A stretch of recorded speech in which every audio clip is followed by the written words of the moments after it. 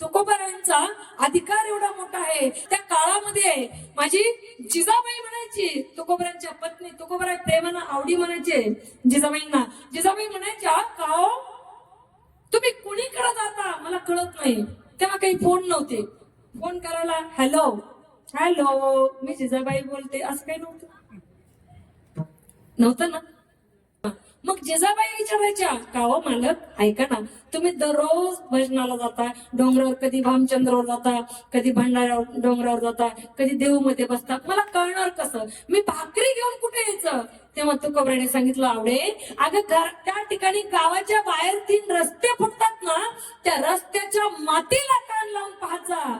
ज्या रस्त्याची माती विठ्ठल विठ्ठल विठ्ठल म्हणेल ना, त्या वाटेने माझा पती गेलाय असं समजायचं, त्या वाटेने घ्यायचं. हा अधिकार माझ्या जगद्गुरु तुकोबारायांचा आहे. ऐका ना, लोक म्हणतात शिव्या घातल्या जिजाबाईंनी खूप तुकोबारायांना घातल्या असतील, आणि तुम्हाला वाटतंय का तुकोबारायांना शिव्या घातल्या तर देवाला त्यांच्या बायकोने शिव्या घातलेल्या सोडलं नाही? तुम्हाला काय वाटतंय आमचीच बायको आम्हाला नीट बोलत नाही? किती नवरा किती हुशार असू द्या हो, नवरा कीर्तनकार, वादक, गायक, कथाकार, एवढंच नाही, सरपंच, उपसरपंच, जाऊ द्या, मंत्री, मुख्यमंत्री, पंतप्रधान, राष्ट्रपती असू द्या, तरी त्याची बायको म्हणती, बाई आमच्या त्याला काही experience is better than knowledge. ज्ञानापेक्षा अनुभव श्रेष्ठ असतो. कळतच नाही म्हणते. पुढचं वाक्य ऐका ना, प्रत्येक बायको म्हणते, बाई तुमचं ना मी होते म्हणून बरं आहे, माझ्या जागा दुसरी असती का कधीच. बाबा हे बारीक तोंड करत, मग ते करत बारीक तोंड आणि म्हणत तू काही जात नाही आणि दुसरी काही विडाला. किती नवरा चांगला असू द्या, बायको त्याला नाव ठेवणार, आणि बायको किती चांगली असू द्या, नवरा तिला नीट बोल काय बिघडत. मी म्हणते जर तारुण्यामध्ये तरी थोडं बरी अवस्था आहे बरं का, थोडं उतारवय होत चाललं का येडे महाराज, काय बिघडतं काय मला कळलंच नाही बरं का. उतारवयामध्ये नेमकं बिघडतं काय मला कळतच नाही. उतारवयामध्ये म्हातारी कुठे गेली, म्हातारा कुठे उलटलो, अरे म्हातारे होते का ते पहिल्यापासून नव्हते ना. बघा महिला मंडळाला आमच्या किती हसवायला पटतंय त्यांना. म्हातारी कुठे गेली का की, म्हातारा कुठं, म्हाताऱ्याला बोलव गेला घ्या म्हणावं.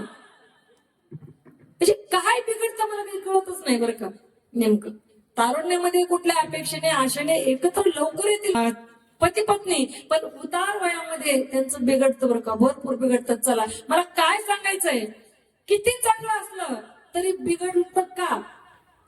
बघा एका ठिकाणी काय झालं, एक बायको नवरीवर सारखा नुसता संशय घ्यायची, इकडे गेला की संशय घ्यायची, तिकडे गेला की संशय घ्यायची. बघा कधी कधी माणसानं चांगले कपडे घातले म्हणत जाणं, महिला मंडळ बरं का, मी तुमच्या बहिणीसारखी तुम्हाला सांगून जाईल बरं का. ऐका ना, नवरीने कधी चांगले कपडे घातले म्हणायचं, बाई किती छान दिसताय तुम्ही आज, अगदी मला पाहायला आले होते का, अगदी तशीच दिसताय, सुंदर दिसतायत, अगदी किती छान दिसतात. पण नवऱ्याने चांगले टापटीप कपडे घातले, आरशासमोर 2-3दा गेला की बाईक म्हणते, कुठं दाजी,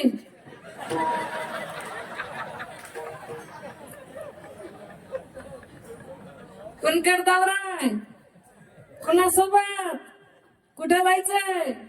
नवऱ्याला वाटतं कपडे काढून टाकून बनेनवर आणि चड्डीवर हिंडावा गावभर, पण कपडे घालून येणार, अशी अवस्था आहे बरं. बायकोला पण म्हणत जाणं, सुंदर साडी घातली का तिनं, आता वटपौर्णिमेला वगैरे सणासुदीला बायका छान साड्या घालतात, म्हणत जाणं. बरं तुमचा फायदा आहे, तुम्ही बायकोला म्हणले का काय गोड दिसती ग तुला ही साडी, ती बायको म्हणती, बाई आमच्या त्यांना ही साडी लयच आवडती, धू धू धू धू धू धू तीच घालते ती, आमच्या त्याला लय आवडती ही साडी. पण बायको सजली का, बायको चांगली सजली निघाली का, तेव्हा सगळे सामुग्री ती घेते ताटामध्ये, निघाली का बायको, ते बायकोकडे नुसता असा खालीवर बघत राहतो. आता खर्च ह्यानेच केलेला आहे मस्त, पण आता करावंच लागत, करेन कोण बरं. बायको आपली दुसरे कपडे घेते का तिला सांगा बरं. बायको आपली सोनं दुसरं घेणार का कोणी तिला, नाही ना, आपलंच घ्यावं लागेल ना.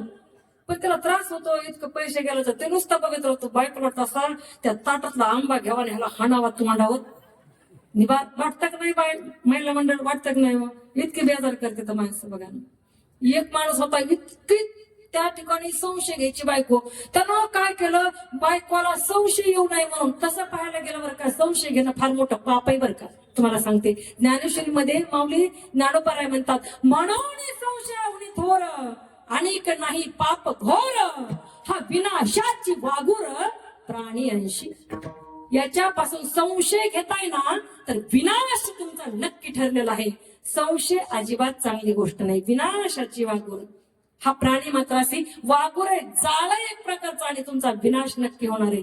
संशयाचं फळ फार विचित्र आहे आणि फार मोठं, फार त्या ठिकाणी त्रासदायक, कष्टदायक आहे बरं का. संशय फार वाईट आहे. बायको संशय घेत होती, मग नवऱ्याने काय केलं, नवरा म्हणला इतकी बायको संशय घेते ना, आता काय करायचं म्हणला, आता दाढी वाढवलं त्यानं, दाढी जटा वाढवल्या, डोक्याचे केस वाढवले, दाढी वाढवली, मस्त मोठा गंध लावायचे. आणि एके दिवशी बायको शेजारणीला बोलत होती, नवऱ्यानं ऐकलं, म्हणली काय सांगू, म्हणली बाई प्रिया तुला काय सांगू म्हणली. ती म्हणली काय झालं ग हे मला सांगणं.